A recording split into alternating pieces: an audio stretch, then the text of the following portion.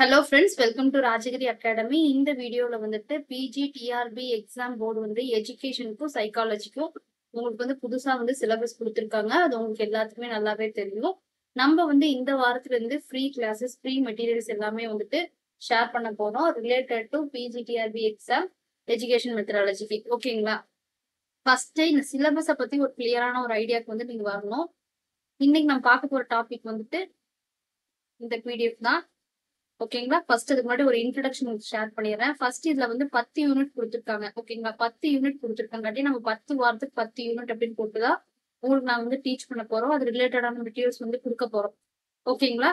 இது வந்து டெலகிராம் மூலமா தான் கொடுப்போம். நீங்க அதுல ஜாயின் பண்ணிட்டீங்க அப்படின்னா அதை நீங்க ரிசீவ் பண்ணிக்குவீங்க. வீடியோஸ்ல அந்த பாயிண்ட்ஸ் சொல்லுவாங்க.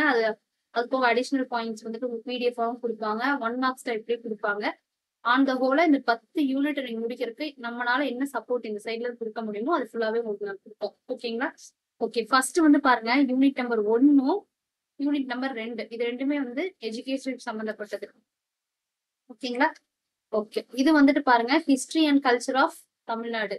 History and culture of Tamil Nadu இது பாத்தீங்க அப்படின்னா மோஸ்ட்லி ஸ்கூல் புக்லயே உங்களுக்கு கவர் ஆயிரும். 11th புக்லயே. ஓகே, அது போக கொஞ்சம் மட்டும் நீங்க வெளில படிச்சீங்கன்னா போதும். அடுத்தது யூனிட் 4, 5 பாத்தீங்க அப்படின்னா சைக்காலஜி ரிலேட்டடா வந்துடும்.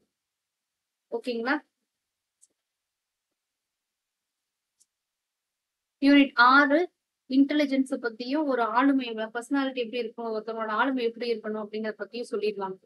அதே மாதிரி அந்த மாதிரி ரிலேட்டடான யூனிட் வந்துட்டு 6. யூனிட் 7 பாருங்க, எஜுகேஷனல் எவாலுவேஷன். ஓகேங்களா?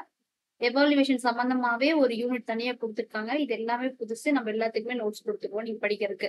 தென் மேனேஜ்மெண்ட் அண்ட் அட்மினிஸ்ட்ரேஷன், எஜுகேஷன் ரிலேட்டடா மேனேஜ்மெண்ட் அட்மினிஸ்ட்ரேஷன் எப்படி இருக்கணும் அப்படின்னு ஒரு யூனிட். கரிக்குலம் டிசைன் பண்றது, அது எப்படி டெவலப் பண்ணணும் அப்படிங்கறதுக்கு நிறைய ப்ரொசீஜர் இருக்கு. அதை டீட்டெயிலா வந்துட்டு படிக்கிற மாதிரி ஒரு unit.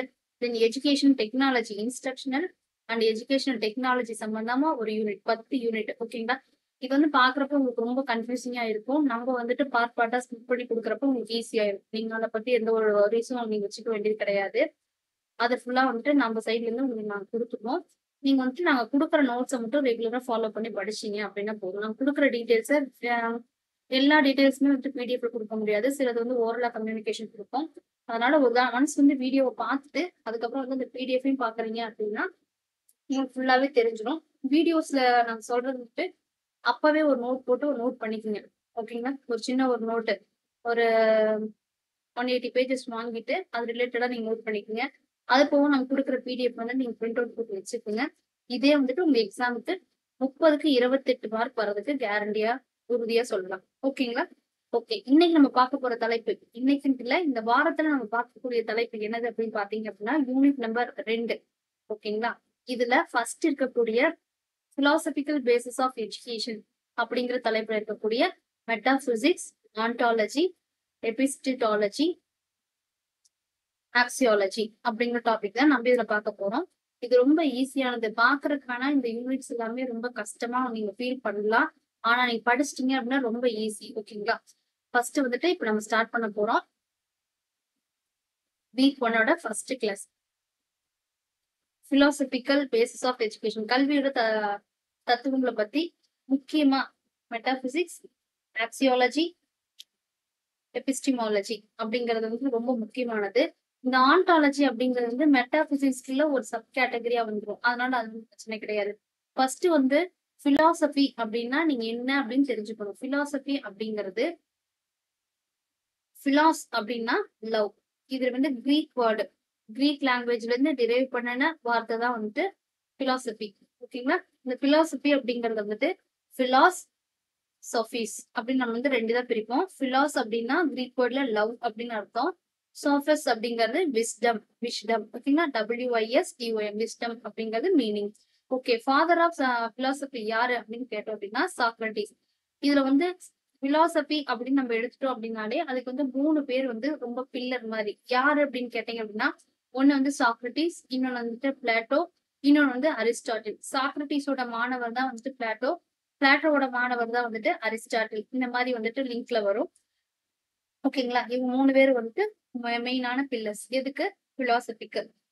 Okay, father of the philosophy யாரு? சாக்ரட்டிஸ். ஓகே, பிலாசபி பத்தி ஒரு ஃபேமஸான ஒரு கோட் இருக்கு. Philosophy is the mother of science. Philosophy is the mother of science அப்படிங்கிறது.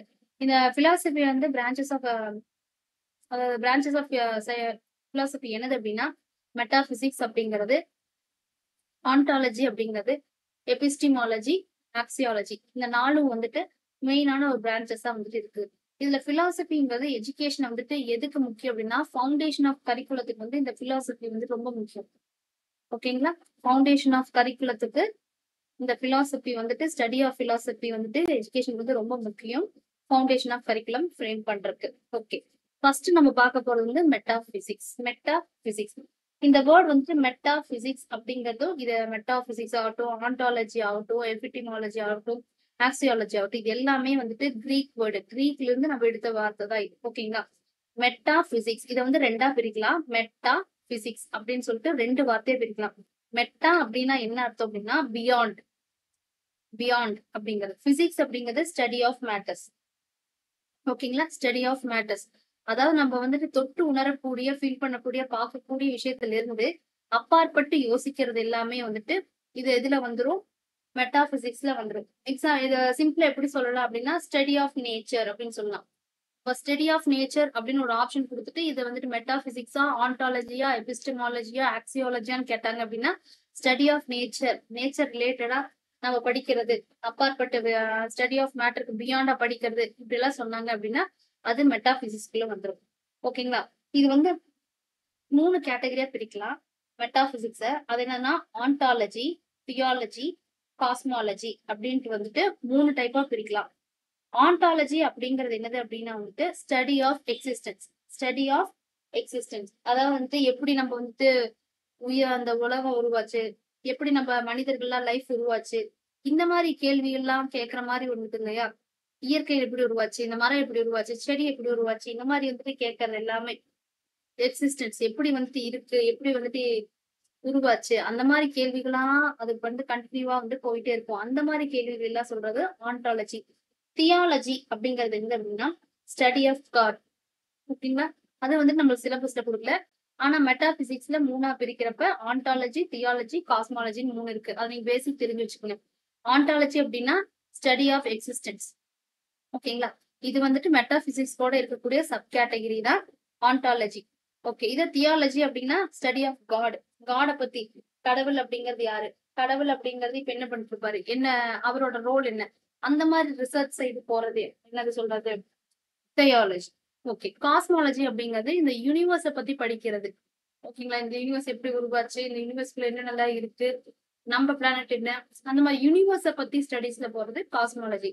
அப்போ ஆண்டாலஜி, தியாலஜி, காஸ்மாலஜி 3மே வந்துட்டு எதுக்கு கீழே வரக்கூடிய சப் டாபிக்? மெட்டாபிசிக்ஸ்க்கு கீழே வர சப் டாபிக். ஓகேங்களா? தெளிவா சொல்லணும் அப்படின்னா இந்த மெட்டாபிசிக்ஸ் அப்படிங்கறத ரொம்ப ஈஸியா புரியுற மாதிரி சொல்லணும் அப்படின்னா நம்ம உடம்புதான் வந்துட்டு பிசிக்ஸ் அப்படின்னு வச்சீங்க அப்படின்னா நம்மளோட ஆத்மா இருக்கு இல்லையா, அதை பத்தின தேடல். இதுக்குள்ள ஒரு உயிர் இருக்கு, அந்த உயிர் என்ன பண்ணுது, எப்படி உருவாச்சு, அப்படியும் நம்ம வந்துட்டு போறோம் அப்படின்னா அந்த ஸ்டேட்டுக்கு பேரு தான், அந்த ரிசர்ச்சுக்கு, அந்த அடிப்படையில் நீங்க கேள்வி கேட்கறதுக்கு பேரு தான் மெட்டாபிசிக்ஸ். ஓகேங்களா? இப்போ உங்களுக்கு ஈஸியா புரிஞ்சிருக்குன்னு நினைக்கிறேன். நெக்ஸ்ட் ஆக்சிமாலஜி.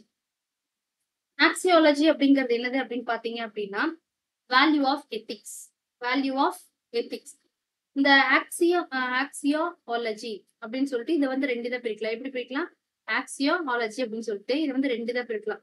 ஆக்சியாலஜி இந்த மாதிரி 2 இதை பிரிப்போம். ஆக்சியோ அப்படிங்கிறதும் ஒரு கிரீக் வேர்டு தான். அதோட மீனிங் வந்து வேல்யூஸ், மதிப்பு. ஓகேங்களா? லாஜி அப்படிங்கிறது வந்துட்டு ஸ்டடி. அப்போ வந்து மதிப்பு பத்தி ஸ்டடி ஆஃப் வேல்யூஸ் அப்படின்னு சொன்னோம்னா ஆக்சியாலஜி. இது வந்துட்டு எதை பத்தில டீல் பண்ணும் அப்படின்னு பாத்தீங்க அப்படின்னா குட், ட்ரூத், பியூட்டி இதை பத்தி எல்லாம் வந்துட்டு டீல் பண்ணும். நல்லது எது, உண்மை எது, அழகு, அழகு சம்பந்தப்பட்டது எது, அந்த மாதிரி கேள்விகள்லாம் வருது அப்படின்னா அது வந்து ஆக்சியாலஜில வரும். முக்கியமா இந்த ஆக்சியாலஜில வந்து 2 கேட்டகரியா பிரிப்பாங்க. ஒண்ணு வந்து எத்திக்ஸ், இன்னொன்னு வந்துட்டு ஆஸ்தட்டிக்ஸ். எத்திக்ஸ் அப்படிங்கிறது ஹியூமனை வச்சு கண்டக்ட் பண்ணக்கூடியது எல்லாமே வந்துட்டு எத்திக்ஸ்ல வரும். ஆஸ்தட்டிக்ஸ் அப்படின்னா பியூட்டி, ஆர்ட் அது சம்பந்தமா வர்றதுல ஆஸ்தட்டிக்ல வரும். இது நல்லதா கெட்டதா, இது இதனால வந்துட்டு இது இது அழகா இருக்கா இல்லையா, அந்த மாதிரி நிறைய கேள்விகள் வந்து நம்மளுக்குள்ள வரும். ஆக்சியாலஜி கேள்விகள் வந்துட்டு இதோட மதிப்பு என்ன, இத இதோட மதிப்பு வந்து நீங்க எப்படி வந்துட்டு கால்குலேட் பண்ணீங்க, இந்த மாதிரி கேள்விகள்லாம் எப்படி வருது அப்படின்னா இதெல்லாம் வந்துட்டு ஆக்சியாலஜி அப்படிங்கிற ஒரு சப் டாபிக் கீழே வரும். ஓகேங்களா. தென் எபிஸ்டமாலஜி அப்படிங்கிறது சிம்பிளா சொல்லணும் அப்படின்னா தியரி ஆஃப் நாலேஜ் அப்படின்னு நம்ம சொல்லுவோம். Theory of knowledge. இப்ப எபிஸ்தட்டிக் அப்படிங்கிறது நாலேஜ், லாஜி அப்படிங்கிறது ஸ்டடி. சிம்பிளா இது நம்ம வந்து என்னன்னு சொல்றோம், தியரி ஆஃப் நாலேஜ் அப்படின்னு சொல்றோம். சிம்பிளா என்னன்னு சொல்றோம், theory of knowledge. Theory of knowledge அப்படின்னாலே எதை குறிக்கும், எபிஸ்டமாலஜி. ஆக்சியாலஜி அப்படிங்கிறது என்னது, value of ethics, study of values. இந்த வேல்யூஸ் அப்படின்னு வந்து ஆக்சியாலஜி. மெட்டாபிசிக்ஸ் அப்படிங்கிறப்ப ஸ்டடி ஆஃப் நேச்சர். ஓகேங்களா. இந்த பீயிங் அப்படிங்கிறது வந்துருச்சு அப்படின்னாலே, நேச்சரை பத்தி படிக்கிறோம், பீயிங் அப்படிங்கிறது வந்துச்சு, பீயிங் இருந்திருந்தா இது இப்படி இருந்தா இப்படி இருப்பதனால் அப்படின்னு மாதிரி வந்துச்சு அப்படின்னாலே ஆண்டாலஜி. ஓகேங்களா.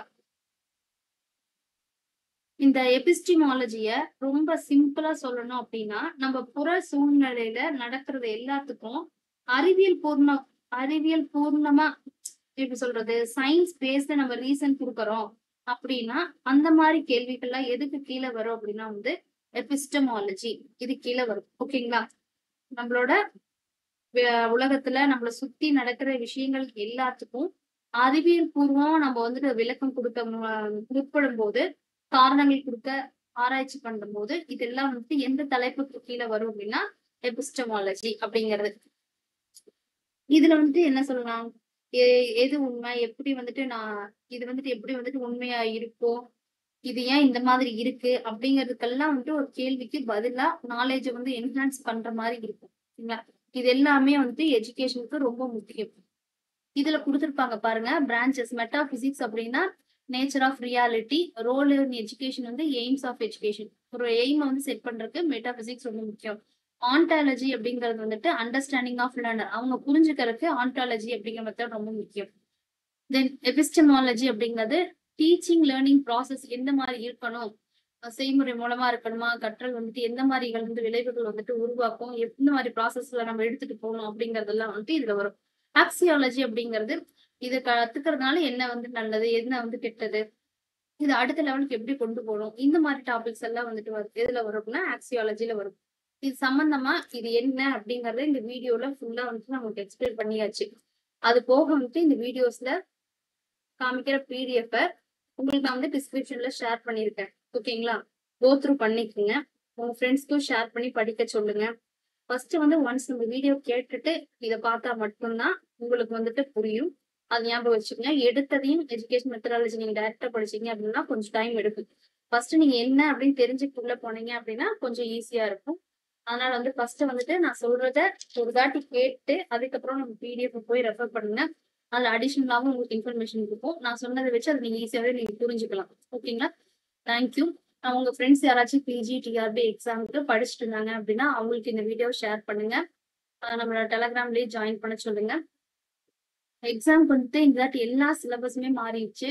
மேஜர் ஆகட்டும், ஜிகே ஆகட்டும், எஜுகேஷன் மெத்தடாலஜி ஆகட்டும், எல்லா சிலபஸும் மாறிடுச்சு. அப்ப வந்துட்டு இத்தனை நாளா இருந்த மாதிரி வந்துட்டு போட்டிகள் வந்துட்டு ரொம்ப வந்து கடினமா இருக்கும்னு நம்ம எதிர்பார்க்க முடியாது. ஏன்னா எல்லாருமே தேடி தேடி ஒரு பக்கம் போயிட்டு இருப்பாங்க. நீங்க வந்து ரொம்ப திட்டமிடல் கரெக்டா வச்சுட்டு டெய்லி இது வந்து உங்களோட மேஜர்ல படிக்க போறோம், இதை ஜிகேல படிக்க போறோம், இது எஜுகேஷன் மெத்தடாலஜி படிக்க போறோம்னு ஒரு செட் பண்ணிட்டு படிச்சீங்க அப்படின்னா உங்களுக்கு வந்து இந்த எக்ஸாம்ல ஹை ஸ்கோர் எடுக்கிறதுக்கு ரொம்பவே வாய்ப்பு அதிகமா இருக்கும். நல்லா படிங்க. All the best.